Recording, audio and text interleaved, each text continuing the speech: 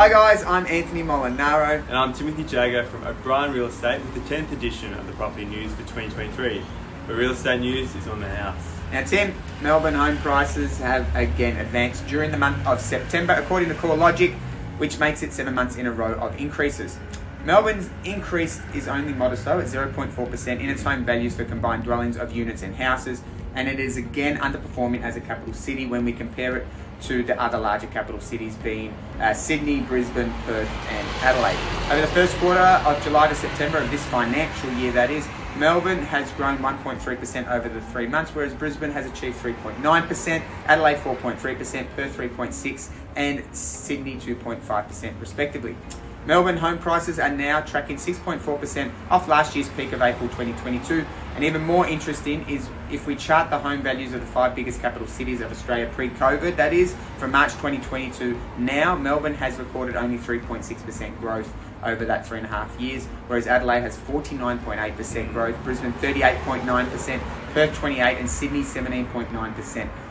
Respectively. So it's fair to say Melbourne has got a lot of catching up to do on those capital cities. And the opportunity, I suppose, for investment in Melbourne from interstate and overseas investors looks a lot more attractive in the longer term.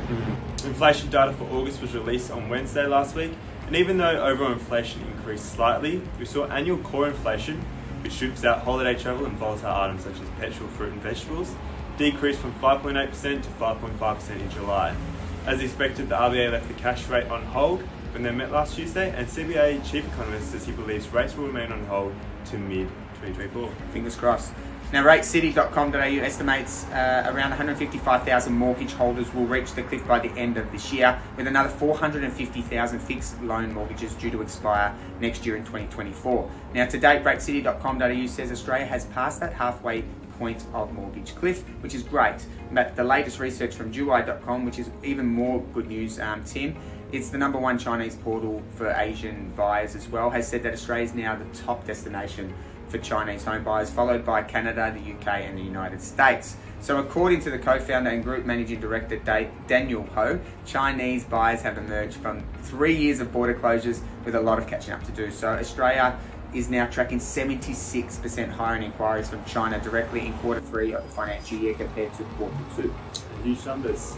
Looking at CoreLogic's home value index, Metro Melbourne, median house price in September produced an increase of 0.3% and units 0.6%.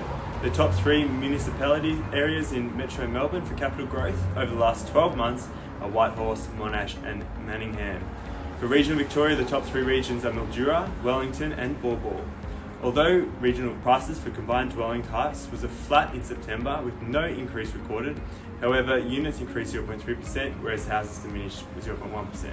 Now, looking at the rental market, rent increases retracted in September nationally after 36 months of consecutive increases. However, the vacancy dropped to only 1%. And to put that in perspective, the vacancy rate on a 10-year average is 2.8% for combined capital cities. The housing undersupply looks to certainly get worse before it gets better, with total dwelling building approvals for August down 8.1%. Huge. Lastly, our office is excited to announce their annual Halloween competition for the children is back. We will be giving away 3 Family Hoyts vouchers to our winners. If you're interested in entering, simply pop into the office or email blackburn@o'brienrealestate.com.au and we will send you a copy to print and colour in.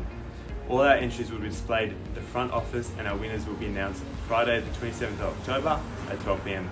Now that's all for this month. I'm Anthony Molinaro. And I'm Timothy Jagger, but remember the information provided is of a general nature and you should always seek independent legal, financial, taxation or other advice in relation to your unique circumstances.